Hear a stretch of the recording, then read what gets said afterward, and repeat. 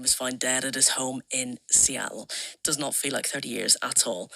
Now, the death of the Nirvana lead singer shocked the world. Like, still instantly recognisable as one of the most iconic faces of the 90s and definitely the most important musician of the grunge scene. And his legacy lives on today. You know, Lana Del Rey, Blink-182, Jay-Z, they've all quoted Nirvana songs in their own lyrics. Well, I caught up with Andy Fox before we come on air, and he was the manager of the Beer Keller venue in Bristol from 87 to 96, and he booked Nirvana there in 1991. Well, to be fair, it wasn't their first ever UK gig. They played dates in 89 and 1990, but this was the first UK show of the Nevermind tour. Right. When Smells Like Teen Spirit has just sort of exploded, as it were.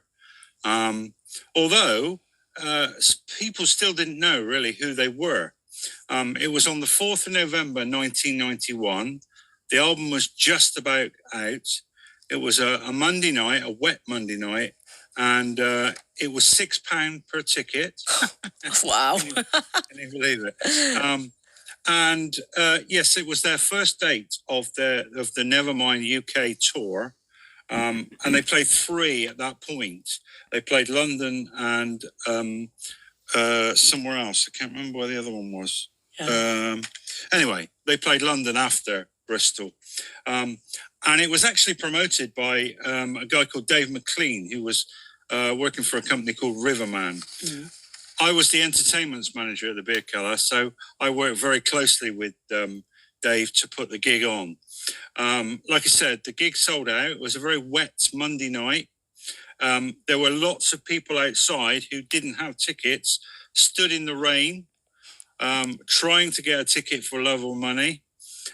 We didn't really have such thing as touts then, although I'm sure a few people did have spares, as they say. And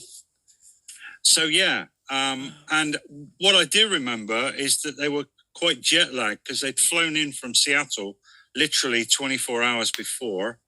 And Kurt Cobain himself was very, very jet lagged and very tired. Yeah. The other two weren't so bad. Because there was a moment where I was asked to take some towels into the dressing room, and Kurt Cobain was flat out asleep on the sofa in the dressing room. And so I went in. I was very quiet and respectful, obviously. Yeah. And they got their towels and they came out to play a great gig. Like I said, the place was absolutely sold out. It was packed, 700 capacity venue. And it was really good. And I believe at one point, Kurt dived into the crowd. Yeah. As often he did, I believe. Yeah, he did. And set list wise, I mean, I actually looked up the set list for you. Oh, they wow. They actually started with a song called "Jesus Wants Me for a Sunbeam." Okay, yeah.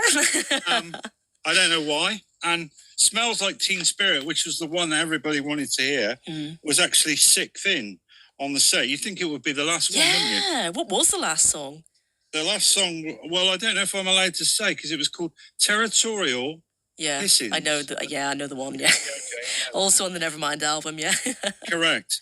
But a lot of the stuff was from Bleach, which, people didn't really know.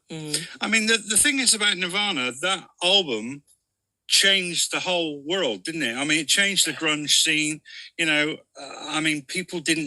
We put on a lot of the grunge type bands. Soundgarden were very good when they played. Smashing Pumpkins, the same. Even Mudhoney played there. But the buzz about Nirvana was just so colossal. Yeah. And really, I'm going to be honest with you, Lisa, I think it was really down to that one single, "Smells Like Teen Spirit."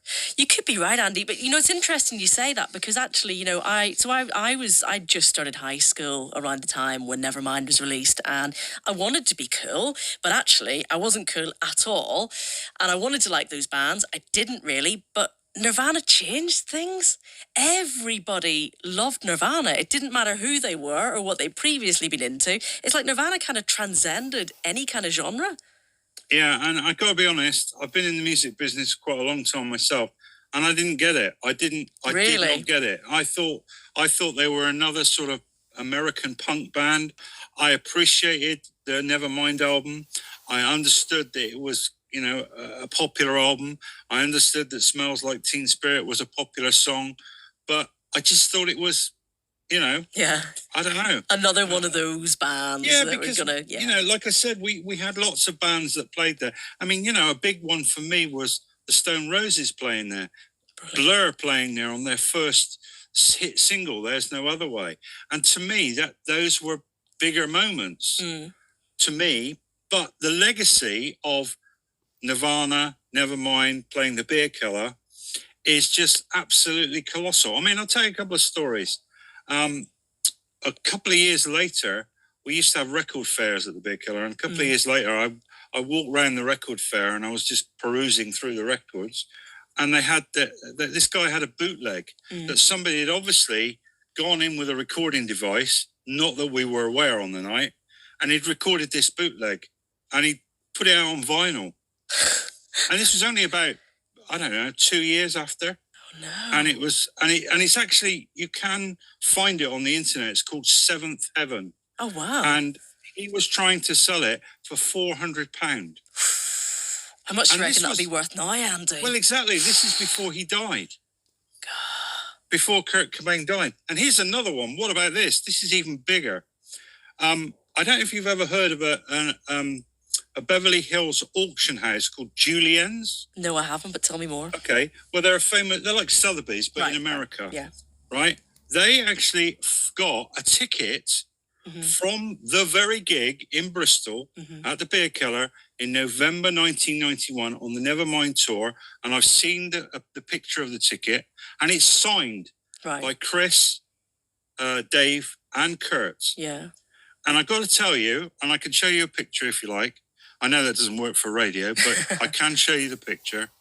And it's tickets number 392, right? I'm going to actually hold up the picture. I don't know if you can see it on my phone. Yeah. Okay, yeah, got you. Got it? Yeah. And literally, the signatures are a scrawl, right? Yeah. Now, I don't know what year this was sold, but Julian's auction house have only been going since 2003. Right. And it's sold, wait for this, he's sitting down, $10,240. That ticket was £6, Andy. I know. Ugh. I know. And I've got a signed photo. Have you? Yeah. I've got a signed photo in my archives together with, a pass, like one of the sort of stage passes. The access. Because I was running, I was running the show with Dave McLean and stuff. So yeah, $10,240. It sold for auction, and it had something like 200 bids for it or something. And this was in Julian's auction house. Wow. But I don't know what year that was. Yeah. But I suppose it's because, again, of the legacy of Kurt Cobain and the fact that he's part of the 27 Club, the fact that he, did what he did to himself, and the fact that he died early, and, because obviously, if you think about it, and not many people realize this, when they talk about Nirvana, they only made 3 albums. I know. It was Bleach, Nevermind, and then In Utero. Yeah. And Nevermind did 35 million worldwide. In Utero, which was a follow-up, only did something like 15 million. Yeah, I'd fallen out of love with them by then, to be honest, Andy, so I get that. Yeah, I mean, I tell you what, I don't think, if you put Nirvana fans up against the wall, I don't think they could actually name many other songs apart from the big ones on Nevermind. Yeah, you could be right, You could be right. And I'm not knocking them. They had a place. But it's a bit like the Sex Pistols, isn't it? The Sex Pistols were notorious because of their legacy up the time. Yeah. I don't know how much you remember about the Sex Pistols, but, swearing on TV and, getting gigs cancelled and all that kind of stuff. Yeah. And Nirvana, I think, slightly different, but similar. Yeah. And I'm sorry, but I really do think it was just because of that one big single. Did you have you ever seen the Top of the Pops performance of it? Yeah, I have actually. Yeah. That was done on the same time when they were over on the 28th of November, and of course, Kurt.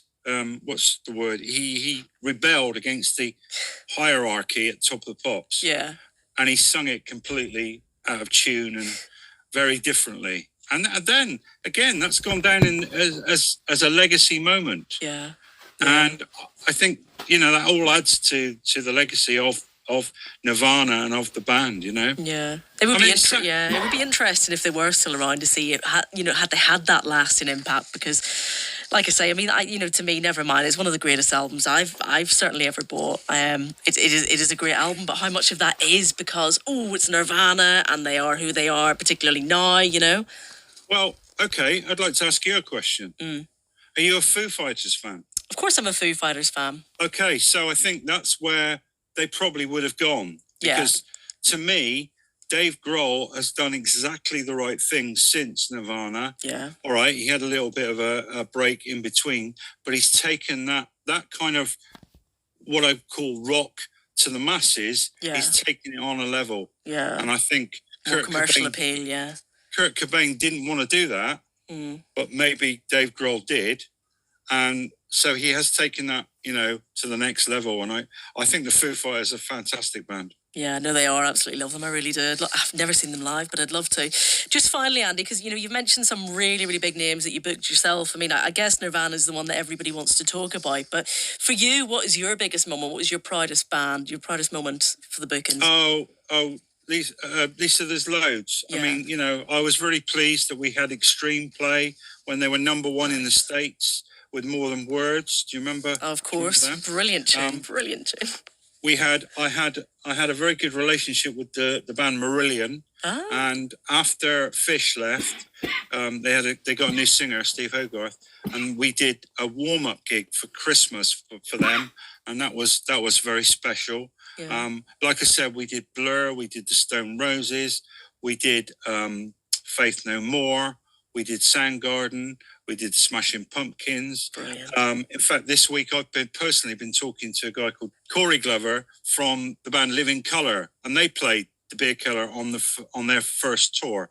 And then 6 months later, they were supporting the Rolling Stones. Amazing. But, we had some great bands. I mean, that British, what I call the British wave of rock that was around at the time, Thunder, Little Angels, the Choir Boys, Gun, the Almighty, they all played at the Bristol Beer Keller, and I'm very proud that at the time we were able to give those bands an outlet. I'm really sad that it is no more. It's now a access to music college, right? And they actually have a display of some of my artifacts that I lent them, and they copied and they put them on their wall, which is brilliant. Nice. Yeah, that is nice. Some lovely memories, Andy. Anyway, I really appreciate you sharing them with us. Thank you so much. No problem. Andy Fox there.